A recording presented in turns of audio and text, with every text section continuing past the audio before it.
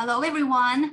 Welcome to the third panel of Stevens Leadership Portal's Inclusive Leadership Discussion Series, hosted by the School of Business. So the goal of Stevens Leadership Portal is to provide resources and community for all leadership learners and practitioners, particularly on topics related to leadership, technology, and inclusivity. My name is Wei Zheng. I'm Richard R. Rosset Chair, a professor in leadership, and also a co-founder of Stevens Leadership Portal, and I'll be the moderator for today's conversation. Today's our third panel on inclusive teams. So our focus will be how to build high performance teams with diverse individuals. Let me do a short introduction of each of our panelists, and then we'll launch right into the questions. Our first speaker is Nancy McGuire Che, Executive and Leadership Advisor, and formerly she was CEO of Polaris and COO of Development Gateway. Our second speaker is Linda Singh. She's the CEO of Kaleidoscope Affect. She's also former Army General. And our third speaker is Jacqueline Welch. She's the Chief Human Resources Officer at New York Times. So a fabulous and esteemed panel today. Welcome so much to the three of you. Thank you for spending the time and for sharing your insights and stories with us. So I have prepared some questions for our panelists. For our participants, please do feel free to type in your questions in the chat as we go on. I'll try to pick up as many of your questions as possible.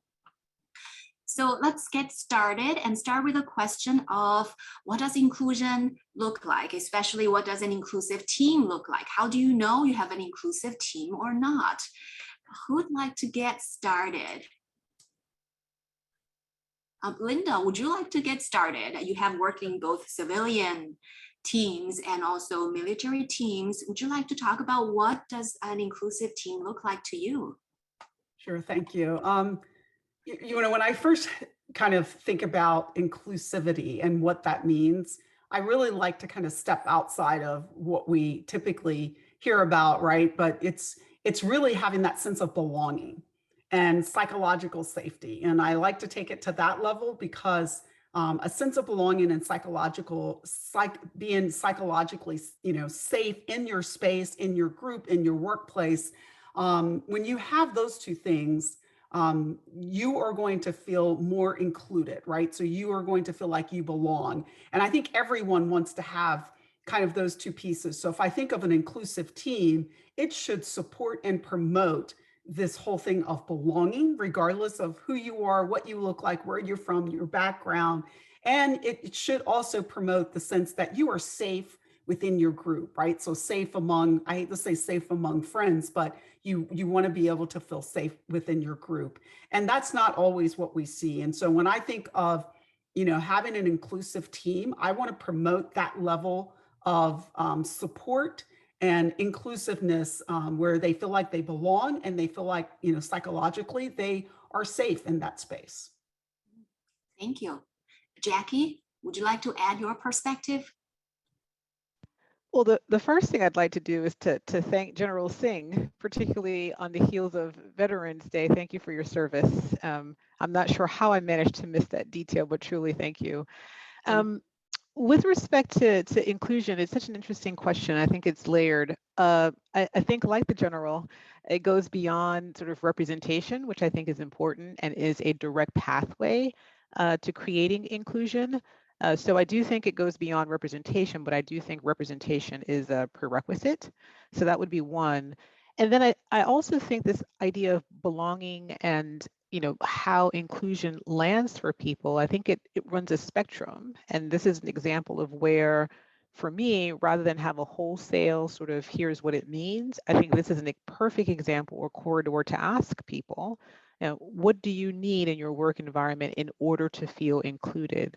And I've asked that question, particularly when I'm assembling teams, and I am always surprised by the diversity in the answers. I mean, for some people, it's simply a matter of when they get to speak, what projects they have, the degree to which they are allowed to work in their areas of strength versus areas that are developmental.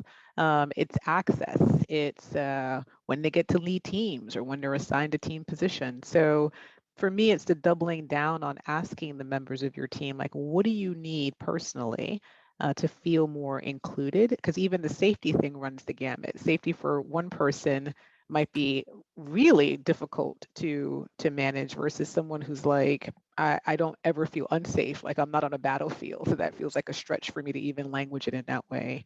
So again, all these comments for me comes back to, as a leader, really leaning in on what does it mean for you, Wei, to feel safe on my team, and encouraging people to also articulate what they need to feel safe and included and productive on a team.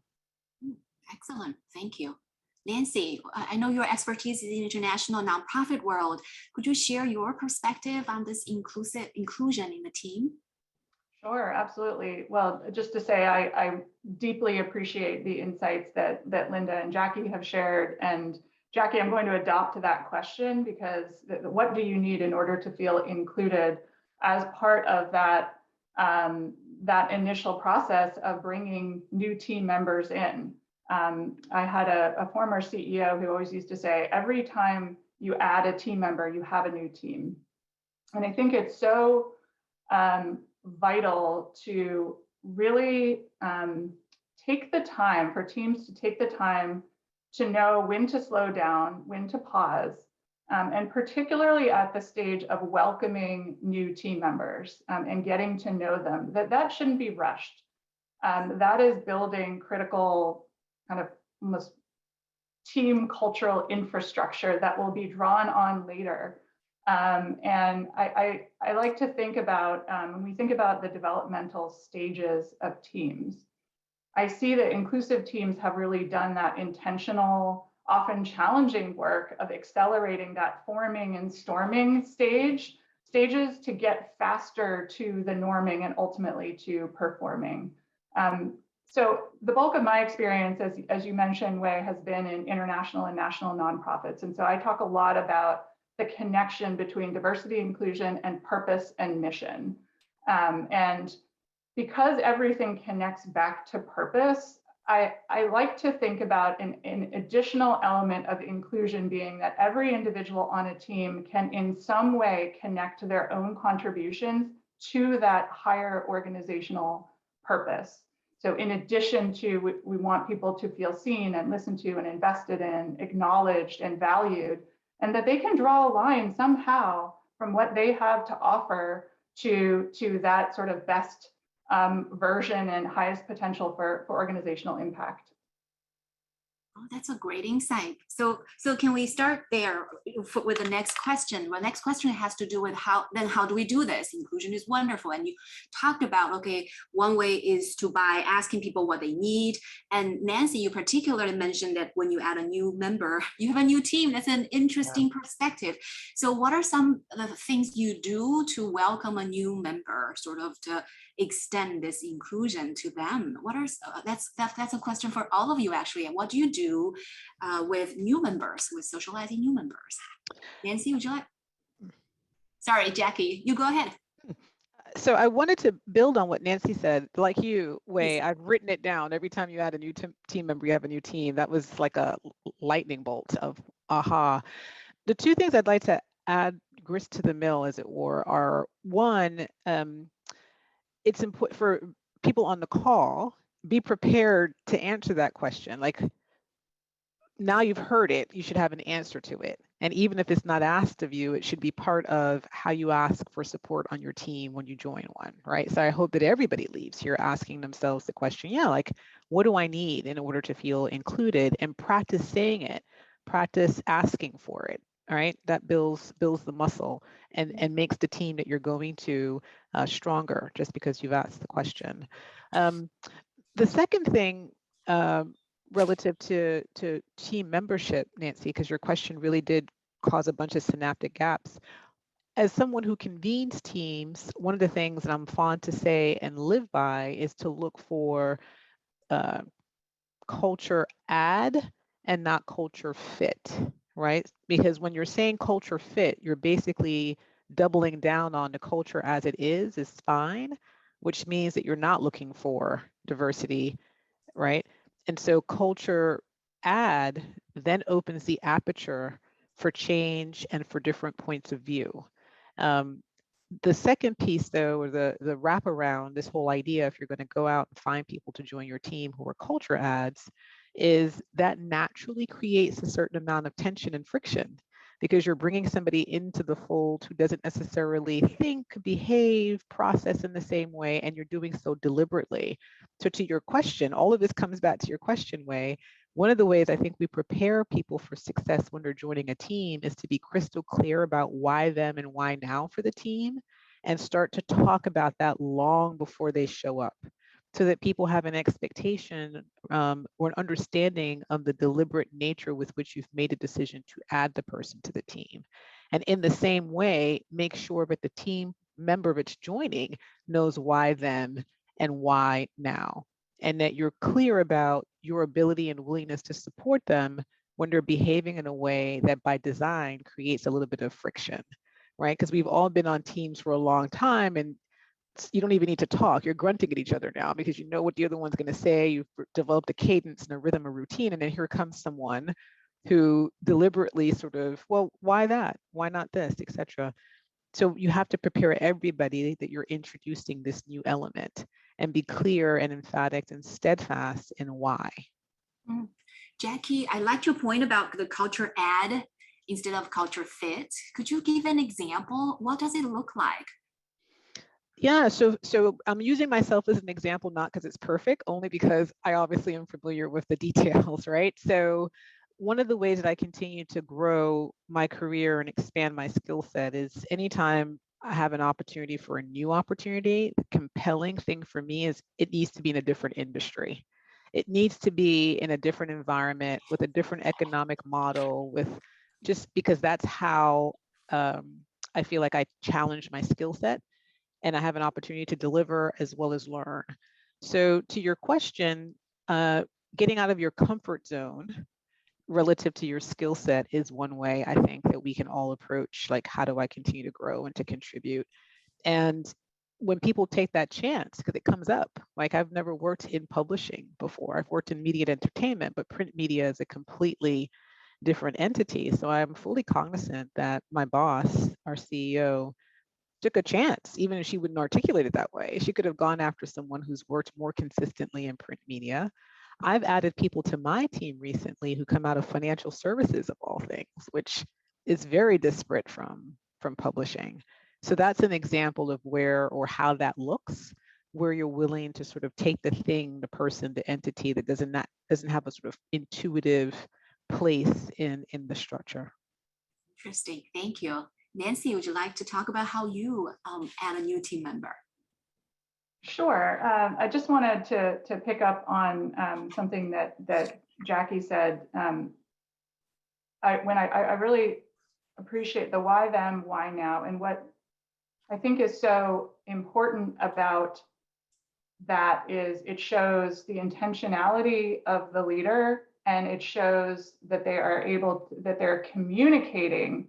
So it's not enough to just have those intentions, but to be communicating both to the person and to the team, frequently, often in advance of that person coming. And so really, these are some of the key leadership qualities in general that are needed as we look to, leadership in the future.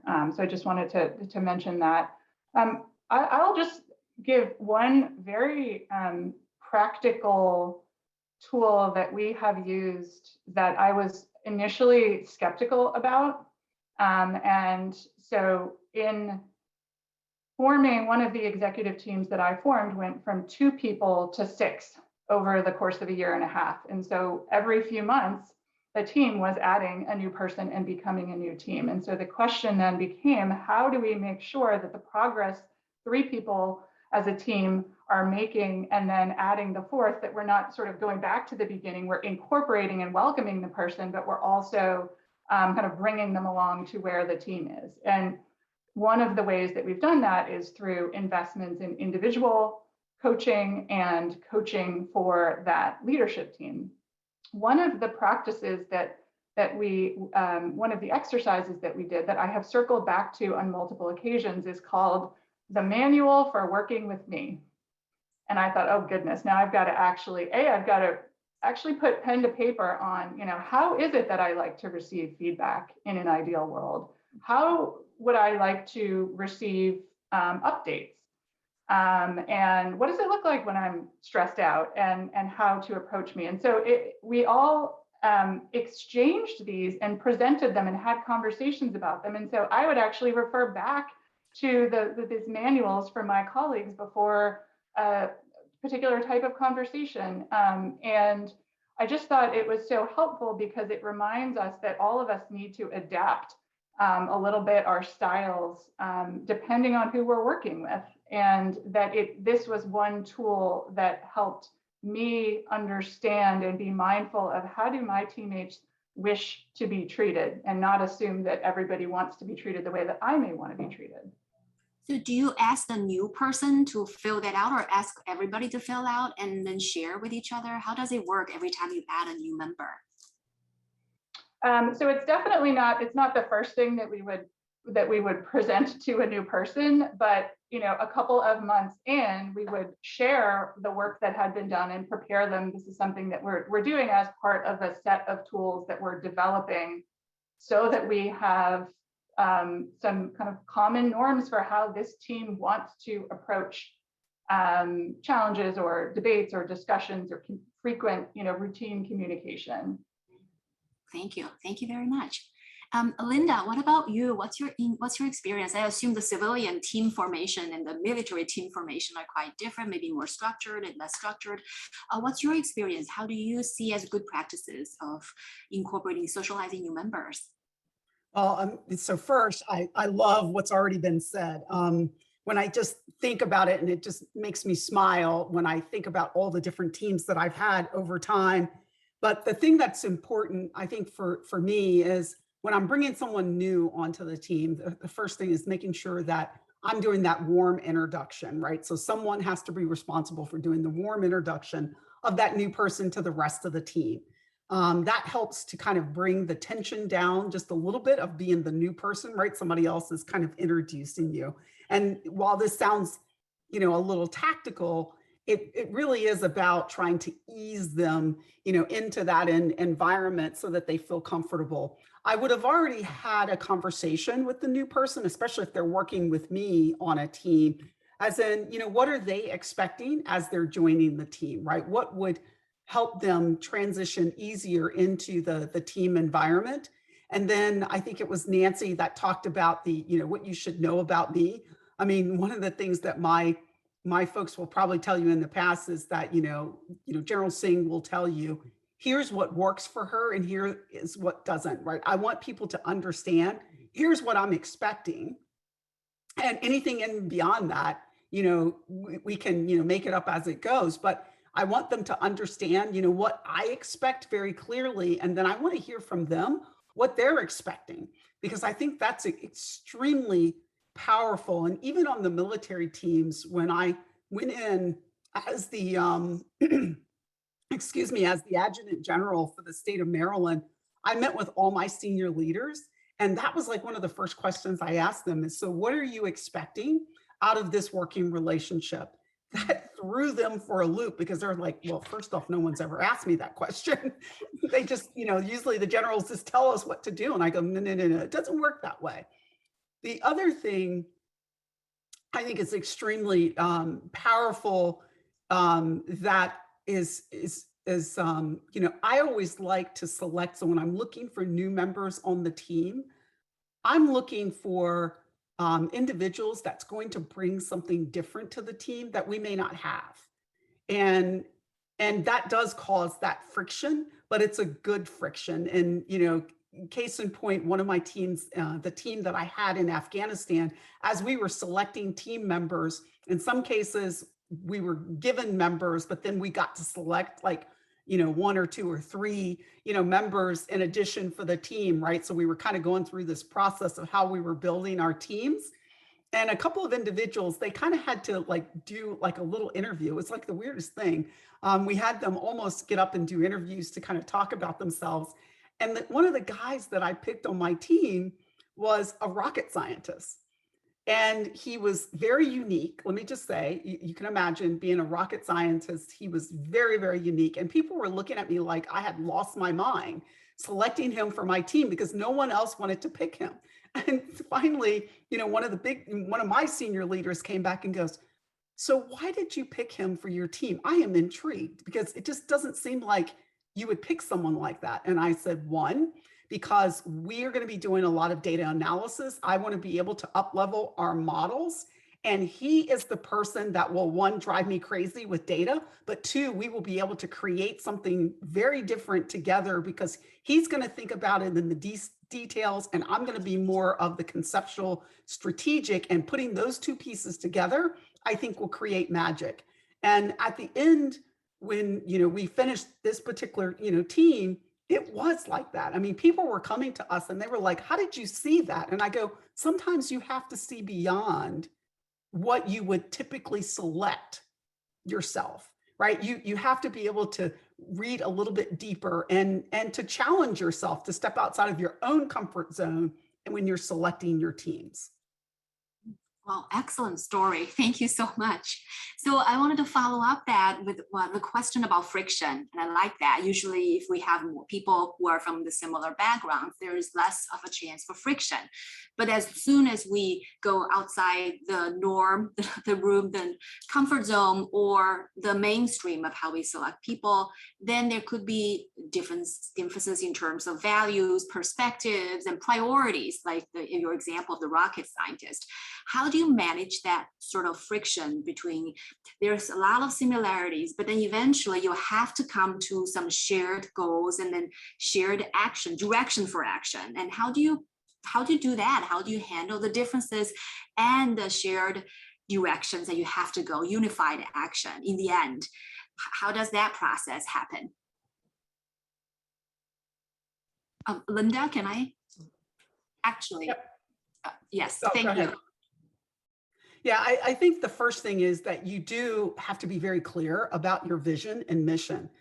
Getting people to align around a vision and mission really helps to provide that guide light.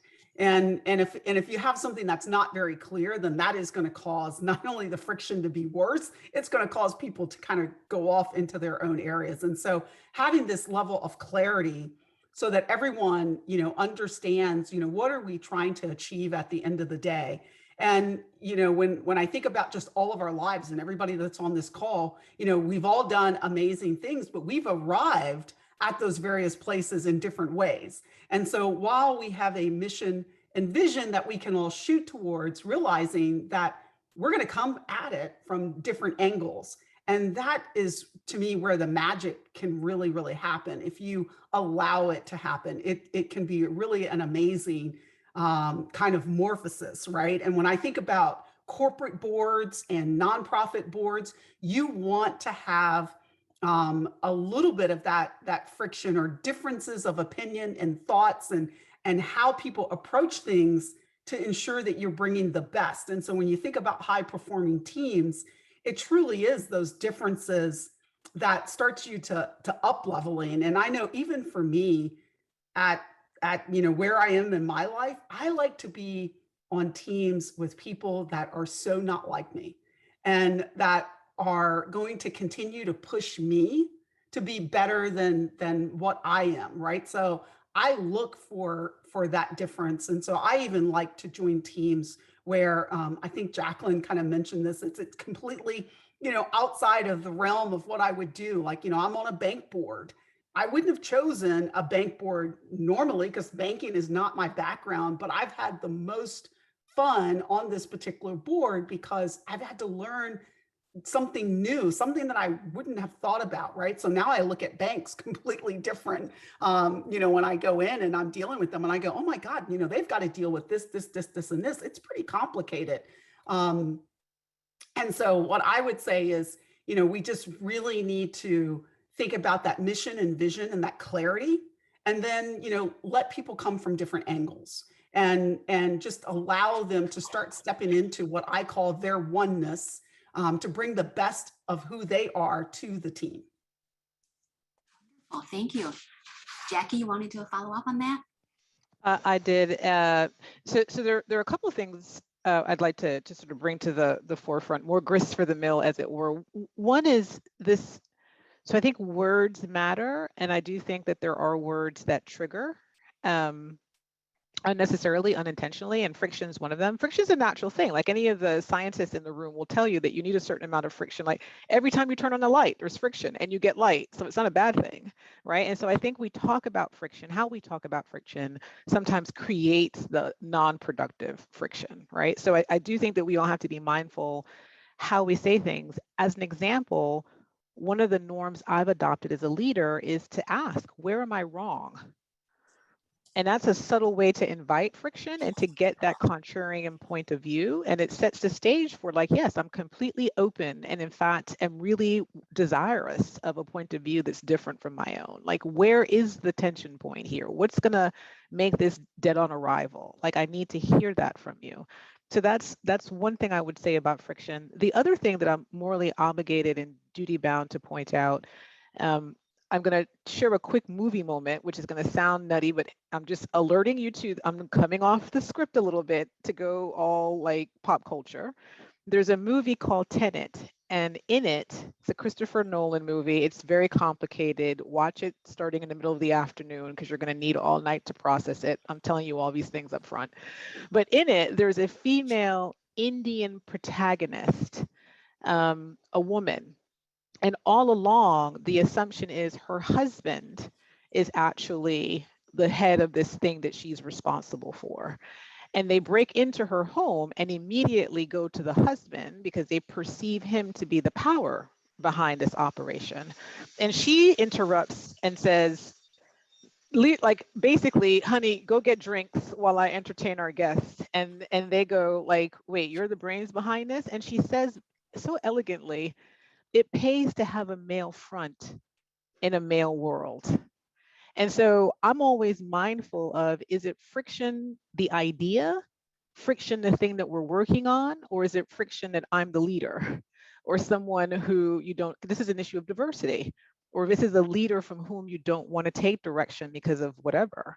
And there have been situations where my spidey senses go up and I'll have to pull someone aside and say, is there an issue here with who this project's been leading or being led by? And let's have that conversation, which requires a certain level of confidence, obviously. But again, sometimes friction isn't the friction of the content so much as the friction of who's on the team and perceptions and da da da da. So you sometimes have to call a thing a thing. Wow, that's profound. So you're addressing sort of the power dynamics or ownership of who's in charge here. That's sort of how like an implicit goal people are trying to address. So how do you solve the friction there too? For example, in Linda's case, Linda's in charge and this rocket scientist probably has very strong objection to certain directions or have strong opinion about how things should go. And then how would you approach the situation? How would you approach the conversation? Maybe not Linda, another person who cannot handle that and who's trying to assert control of the project by objecting by the followers or the team members' perspectives. How do you approach that conversation to allow the project to go forward in a productive direction? I go back to what Linda said. I think in Linda's case, if I were Linda, I would say I'm the general, and I think that would clear up a lot of confusion about who's in charge. But Linda said something really important that I think is important to repeat here, which is, what are we trying to accomplish? Like, let's go back to the mission, right? Let's go back to the mission and let's not over-index on the need for it to be love, peace, and hair grease, right? Like I'm always in these conversations where people are like, oh, they're such a nice person. I'm like, and oh, I like them so much. I'm like, do you think I like you? I'm saying this in my head. It's the bubble in my head, right? Like one is likability. And certainly the general, like if you have a target and a mission in a life and death situation as being in Afghanistan, for example, I have to imagine that no one's sitting around going, I like you. You want to go to war with me? Like it's no, we have this mission. And we got to get it done. The night we are to be respectful, right? We're supposed to honor each other's boundaries to the extent that we've established them. Like there are all these things that just be a decent human being. But this over-indexing on, I have to be in love with you in order to follow you is like, we got to disrupt that and go, look, let's be clear about why we're all here. The focus is this mission, this vision, this product, this delivery, this whatever it is. And you each are on the team because we're expecting that you'll add value in these ways, name them, and in other ways that we can't even conceive. And to the extent that there's friction, let's be sure that the friction is about the work and not about the interpersonal relationships. And if they are about the interpersonal relationships, then let's set aside time to deal with that. We're not going to commingle those things. So that mission clarity is huge, because that you can always come back to that. That's dispassionate, right? Excellent. Thank you so much. Nancy, would you like to add your perspective on the friction and direction piece? Well, I think what has been said so far is absolutely resonates with me and is spot on. I mean, I think what I would add is, I'm curious about the questions that leaders, in my view, good leaders ask, inclusive leaders ask of themselves and of their teams consistently. So Jackie, you had mentioned, where am I wrong? I'm thinking about, in order to, again, as you all have said, in order to achieve the mission, vision, purpose, what perspectives do we need? And who isn't around the table? So it's not just about who is technically a team member or an employee, but who else do we need to bring in and think about team in perhaps a little bit more fluid way, because the objective is to make sure that those perspectives and voices are heard, incorporated, et cetera. So I think, in my view, I love those questions that are, they reflect a certain humility, because if the people around the table believe they have the answers, there's, with certainty, there may be something wrong, right? There needs to be this openness and desiring of, what are we missing? What are our blind spots? How do we, that's how, especially if the mission, vision, and purpose relate to doing something different, doing something innovative, pushing some kind of boundary, how those questions are key. Excellent. Wow, excellent discussion. Thank you so much. I'm going to veer just a little bit into another aspect of teams, which is the resource distribution among team members. So what are some ways or what are some considerations you would be aware of when it comes to things like task assignment? Maybe it's a key client versus not a key client, opportunities like training opportunities and resources among team members. How do you do that in a way that's sort of fair and equitable?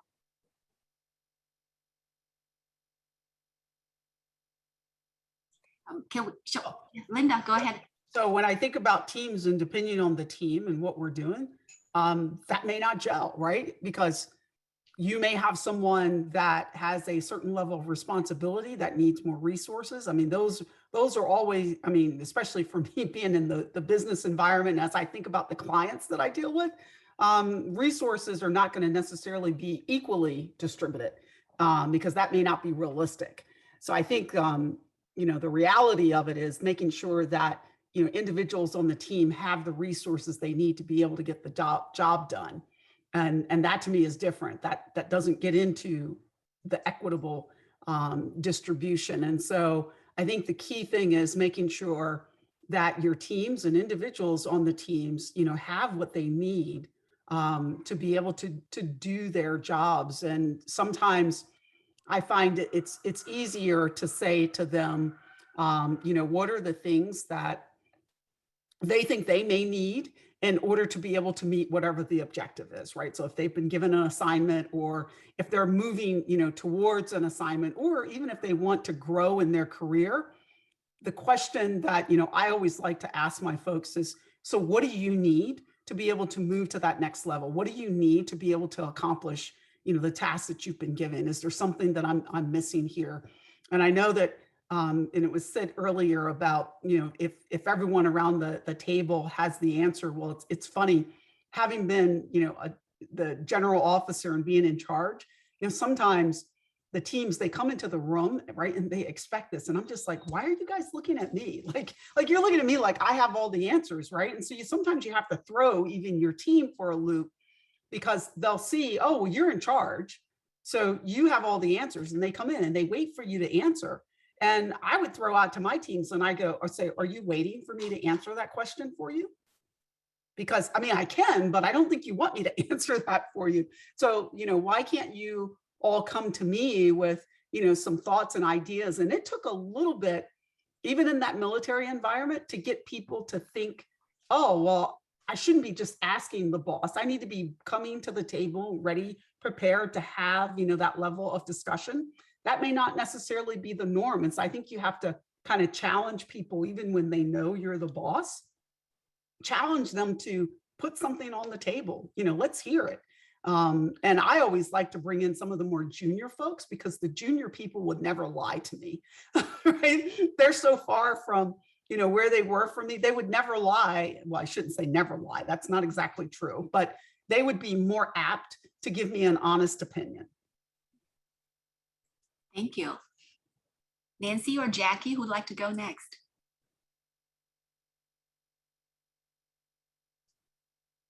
Go for it, Nancy, if you have something. Sure. I mean, I think that I love everything that the general has said. The question, what do you need to get to the next level? And I think it's such an important conversation to have continually, that leaders should have continually with their team members, because it's like figuring out what is the overlap between what the organization or company needs and the ways in which this individual wants to grow and learn. And everybody will come with different ways in which they want to grow and learn. So just as the resources will not be distributed equally, the opportunities that people seek will be different. And so I think that the mindfulness to really be thinking for leaders to be considering, I think they should be both generous with those stretch opportunities and thinking about, how do I do this equitably? How do I communicate why this person, why now, and how it connects to the mission and vision and how it connects to the areas in which they want to grow. And that's not easy to do. And I think it comes back to that, what is needed for the mission and vision. At the end of the day, with the kind of workforce and the kind of teams that we're trying to build, it's essential to know and to be investing in people in ways that they think are helpful. So I'm curious if others have ways of tracking those exposure opportunities or growth opportunities, or thinking about how to make sure they are done equitably, beyond being mindful of, how am I helping each person or supporting each person, and not just the folks who raise their hand and say, can I do this speaking engagement or can I do this thing, but making sure that that's thought about in an equitable way and administered in an equitable way. Well, thank you for the question. Yes, the only ahead. thing I would add, because I think the general and Nancy have both given the best context, the thing I would introduce is this being emphatic and clear about distinguishing equity from equality, right? And so one of the things when starting a new team, I'm always mindful of is to say there are going to be moments where you're going to feel like, gosh, that's not fair. And then I draw that distinction between equity and equality. Some people entering the team, all people will have different points of entry and different needs. And as long as it's not impinging on other people being able to get treated in the same way, that's equity, but everybody's not going to get the same thing. They're just not. And so I think the sooner you can set that as an expectation, it spares you the unproductive friction as you go along as a team. Yeah, and so I try to incorporate that in my it's Nancy's version of the manual for working with me, which, by the way, I'm going to do this weekend. I'm going to put all this in writing so I can hand it out and say, hey, I should have done this sooner. Thank you, Nancy. But I think you have to declare how you're thinking about things like equity and fairness and equality up front. When people aren't already emotionally invested in an outcome, because then it's all they hear is sort of Charlie Brown, want. And at the end, they just feel like that wasn't fair. But if you do it when there isn't an issue present, and can rationally have the conversation, then you're better positioned, I think, for when the event takes place. That's an excellent point about setting expectations and articulating standards and operating principles would be very helpful. So and leadership privilege is the other thing I want to say, which is an interesting thing. Yeah, I mean, so there's, in many instances, there is a hierarchy. And so I'm also very emphatic and clear around, at the end of the day, I'm accountable. And there may be times where even after all the input, my decision isn't going to be satisfying to you. But that's not my objective. My objective is to make the decision that pushes forward the mission, the vision, the values, the purpose. And that's something that I think you have to say before there is a heated moment, so that people, when it does happen, go, well, I was heard. The commitment to me was I would always be heard. I was heard.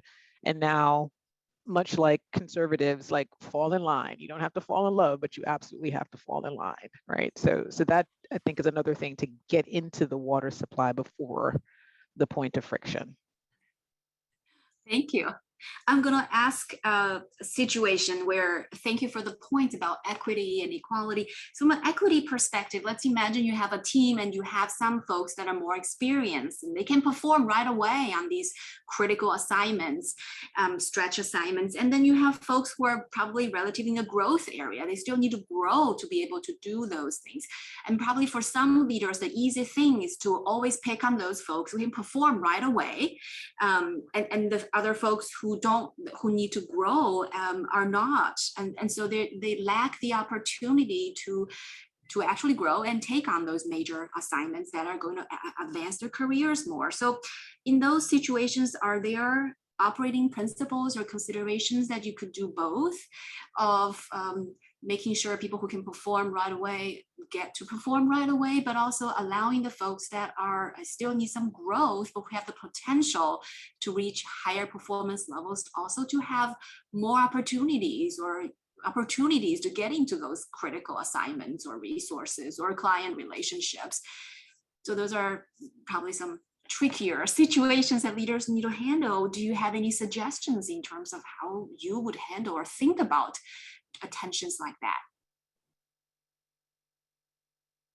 So I'm going to take skill domain privilege on this one, because this is like the stuff of real human resources. So this is routine and customary in my experience. And the one, I would say that there's no situation that's the same. So it's hard to have rules so much as to have guiding principles. And the guiding principle that I personally have gotten the most mileage from and seen others get the most mileage from is, with every assignment, new project, whatever it is, everybody has a hack. I should say that. There are two people that, left unchecked by my own principles, I would routinely tap for anything, because I know that I can, in very few words, say, here is what we, and it's and we're done, and they're off, and they're going to go make it happen. So I think everybody has a hack. That's a natural human instinct. There's no penalty for it. The issue becomes, do you have a way to curb yourself from going to your hacks? And one of the things that I routinely challenge myself with is, when something lands on my lap, lean into, okay, my hack would be, but I'm going to right now take that away from me. So who's second best and why? So that's one thing, right? And is this the project where I can take that, quote, risk? And what are the mitigating factors for this person in terms to guarantee or at least heighten the potential for their success? But I think the first thing is to acknowledge that you have a bias for a person or a group of people, and just sit with that and go, okay, that's not available to me, because I want to do the higher calling thing, which is, to your point, Wei, choose other people for whom this is the developmental opportunity. And then when you choose those people, to have the very adult conversation about, here's why here's where I think that you're going to be just fine. Here's my perception of where you might derail. Do we have agreement on that? And now let's together determine what are the things that we can put into place to minimize those potential derailments. So you can't just throw your second best in without some coaching. It's like every coach knows their B string, and they go, okay, this is going to be tough for you, but remember our practice, remember our drills, right? Remember the rest of the team. It's the same at work. So that's the thing that I would pull out and pull to the top for consideration. Thank you, Jackie. And to add on to what Jackie is saying, so just to take it even a step further, is sometimes taking that A player and putting them with a B or a C player to get them to help to stretch the team. Because what you want individuals to do is, you realize that they're all going to kind of approach it from where they are, but you want them to upskill, right? Up level themselves. And the only way, I mean, people, we are competitive by nature. So the only way we can up level ourselves is to work with someone that is better. Because if I put them working in groups where they're all the same, they're never going to grow necessarily. And so I always like to get people to up level. And that means that, you're going to feel uncomfortable as you stretch. And if you're used to getting up in the morning and you do your stretches where you're just up and down, and I'm going to ask you to stretch, horizontally, it's going to be uncomfortable until you get used to it. Then when you get used to it, then I'm going to ask you to stretch in a different way. And I think it's, getting some of those A players to say, you're not going to be here working in this role forever. So how do you work yourself out of a job, which means who's coming up behind you that you're going to help to grow? I don't have to do it all myself, but I do need to make sure I have others around me helping to grow that team. And I agree, as I've, in the military, I would have individuals that I would go to for their roles because that was their job. But then I would actually turn around to some of those leaders and say, who do you have that's going to approach this from a different angle, where we can get them in on this to maybe see some things that we don't. And when you think about and you go out and look at, I assembled an all-female leadership team right before I left, and that wasn't because they were all female. It was because they had diversity of background and capability, and they were the right individuals for the job. Now, where I asked them to stretch for these individuals is they did not want to be in the limelight. And my thing to them was, well, this wasn't about you. This was, you were the best person for the job, but, highlighting this is not about you. It is about those individuals that's coming behind, because I want other young women to see you can aspire to be this. Even if you're a private, even if you're at the lowest level, you can aspire to be where we are. And they're only going to do that if we show and talk about it. Right. And so, and to allow them to be, and really for us to be a little bit more vulnerable. And so I think it's, kind of doing a combination of things. I don't think there's a set playbook. I think that you really have to just kind of lean in to say, what's happening within that team? How can you get them to stretch a little bit and really to kind of make them feel uncomfortable? And when that that's working, so I still get people saying to me today, ma'am, you really pushed us. You really pushed us and we really miss it. They weren't saying that when I was there. They were just like, oh my God, this is a little uncomfortable. But the fact that they know, okay, well, they need to somehow get back in that space. And so my comment to them is, well, how do you get yourself back into that space? How do you get your team back into that space of where you feel a little uncomfortable, but you're moving towards high performing? Wonderful. Nancy, would you like to weigh in? I think that's incredibly powerful. And one of the themes that we keep coming back to today it's about mission and purpose and values. And as leaders, if everything connects back to that, then it's an invitation for all of us to think about what is the legacy that we want to leave behind. And that's, when we think about as you said, it's not you. Who's coming behind you, and how do you leave the institution better to fulfill its purpose for this next generation, and show people what that looks like. And I think that's an incredibly powerful way of connecting people's value and contributions to something much bigger, which is also inspires them to step outside of themselves and step into whatever those stretch opportunities are. Wonderful. The one thing is a practical tool and matter as a leader. One of the things I tell people is you are not ready for your next promotion until you can tell me who behind you've groomed to be you. That to the general's very important point relative to we have an obligation to the organization, and you got to pull the people that are behind you. And then the other thing I wanted to not leave without saying is Nancy made a really important point earlier about tables. And so I love the metaphor to the extent that you can love a thing. And one of the things I'm always saying is, do we need to make a longer table to accommodate who's not here? Just sticking with the metaphor. Wow, I'm gonna have to say the hardest thing today, which is our time is up. 1 hour is too short. But thank you so much for all the gems of wisdom and the tools you offered. I really appreciate it. For example, I have on my notes, I have many notes, and I have the vision clarity and also culture fit to culture add, and seeking these differences and discomfort, and the manual for working with me. I love that idea as well. I'm going to try it in my class as well.